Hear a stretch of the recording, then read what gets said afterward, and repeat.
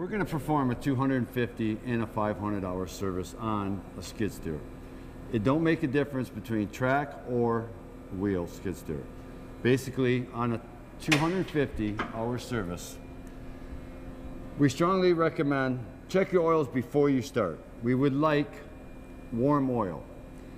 We prefer if you could run them for approximately 20 minutes to let that oil get to an operating temperature. We strongly recommend that you get an oil sample bottle from your CAT dealer. It gives you if you see any failures with that engine, it'll show up in the oil sample. When we come up to this machine and we want to do a 250 hour, be careful, the machine is warm. We'd lift up the radiator itself. We've checked over, did a good visual inspection previous to this. We want to, on a 250 hour, we're going to basically change fuel filters and water separator, engine oil and filter, and both inner and outer filters for the air system.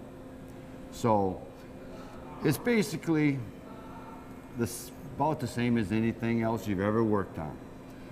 You've got an excess panel up underneath the engine compartment. You can take out, there's two bolts. Take the one bolt out, loosen the other one, turn the bottom guard, give it 180. Gives you visual to what you got to drain the oil system with. When you do, you've got to get the excess from up underneath to loosen the oil pan itself, plug. Be careful, the oil is warm. We recommend wearing gloves, some kind of protection, because the oil is going to be warm. Once you get the oil running, we strongly suggest do an oil sample. It will save you a lot of money on long time or expensive maintenance on it. So when you do that, you got the oil draining. 90% of your kit on your skid steers, we're coming out with a program that will be out very shortly. You'll be able to order one number to do a complete 250 SMU. It will consist of all your oil, air, fuel, everything that you'll need. If you want to do a 500-hour service, which it only consists of one extra filter, is your hydraulic filter right here. On some models, on the C series, it's on the engine door. On the older style, the B series, the A series, some of your larger ones, the hydraulic filter is up on top back here. You gotta be really careful. You gotta reach in there a long ways. Make sure the engine, make that the last thing you do. Make sure the engine's nice and cool. We use an absorbent rag that we put over top the engine to keep any spillage down, so you don't have to clean up later. Remove that. But on the service itself, when you get the oils drained out of the engine, you get the filter off. When you pull the filter off, always do a visual inspection on that filter. The reason is you got a rubber gasket on there. Sometimes it'll stick to the base of the oil filter base. Make sure that comes off with a filter, because if you don't and you screw the new filter back on there, you will have a large major oil spill.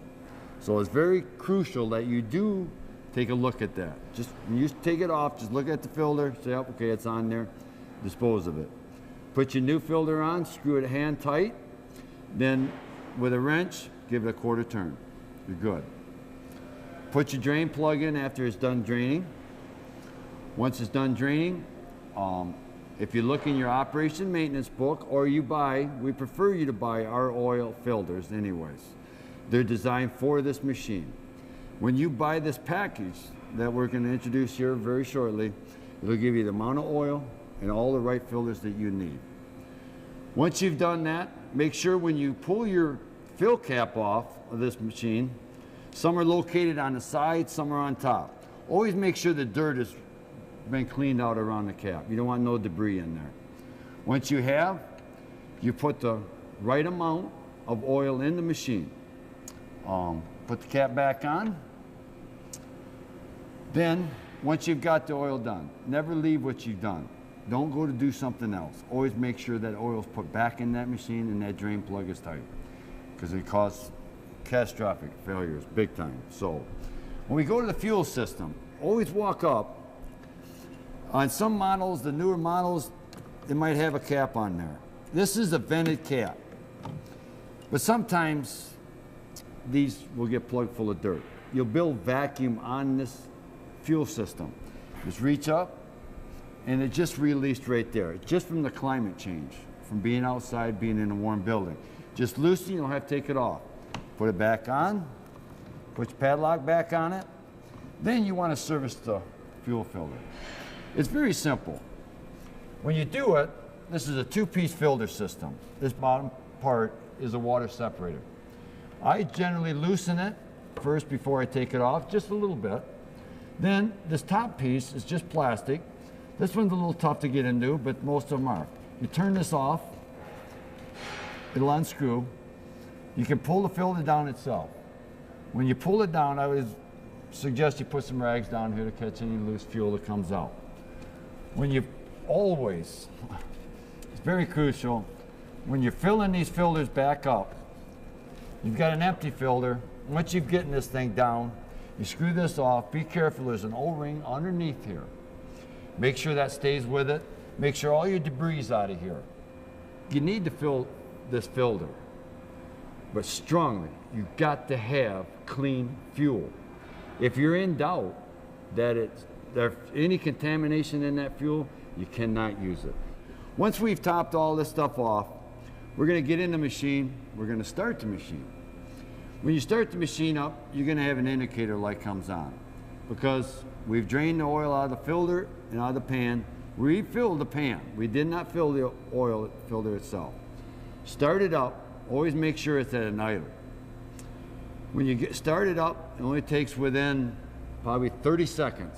The light will go out. You know all your oil capacities has been filled. So shut the machine off, come back out, take a look at it, make sure you didn't have something leaking out of your filter, whatever. Make sure your drain plug's tight. Recheck your engine dipstick. Wipe it off, insert it back in, let it set for a minute, pull it back out, make sure you're up to the full line. Do not overfill it. That's very bad. So once you got your oil levels up, do a good inspection. We've had the air cleaners out of the machine. What we do here at the dealership, so everybody can see it, and down the road is, mark the hours and the date that you service this machine. On your oil filter, put the hours of the machine on there and the date. You know, 6 months, 8 months later, well, we need to do a service, let's do it. We write it on the filter itself. We put the hours and the date on there. And for when you're going through a lot of air filters when it's really dusty, you can keep that. Some customers, they'll mark them. For the first time, we don't really recommend much over 2 times. So it's a good way to keep an eye on it. It's a good maintenance program.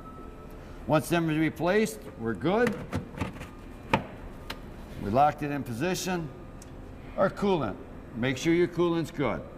Comes fall time, you want at least 25 below zero. Once that's done, we're in good shape.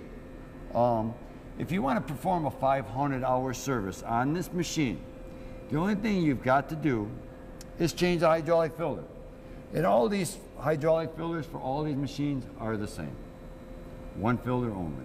In our kit, we'll provide you with all the 250-hour services, parts and oil. If you want to do a 500-hour service, we'll just give you a hydraulic filter. And if you want, depending on your oil capacity, how your tank site is, you might want to buy a gallon oil, depending on what you're at. They only hold approximately 2 quarts. It's not that much. But this here, there's no pressure when you release it. It's a little messy, but once you take it off, you don't have to fill it. Just put it on. When you start the machine, let it idle. You might hear a little noise from the hydraulic system. It will not hurt nothing. Just let it set for just a few minutes running. That noise will go away. Everything's back up to normal.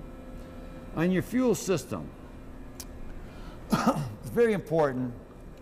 This is, like I told you earlier, it is a vented system.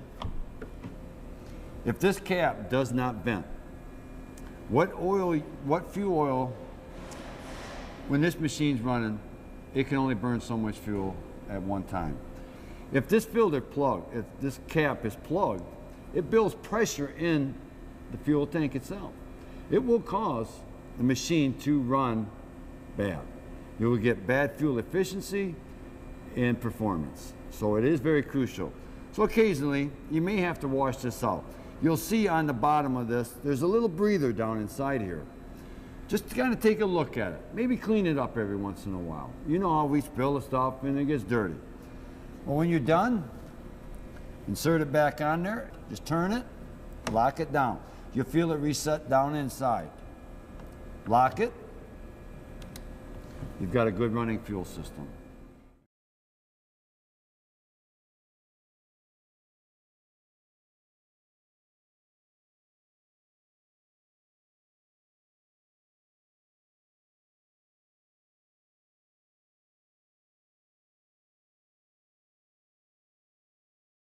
If you're in doubt, call the dealer. Ask them. It's simple, it's fast, and you'll get the answer you need.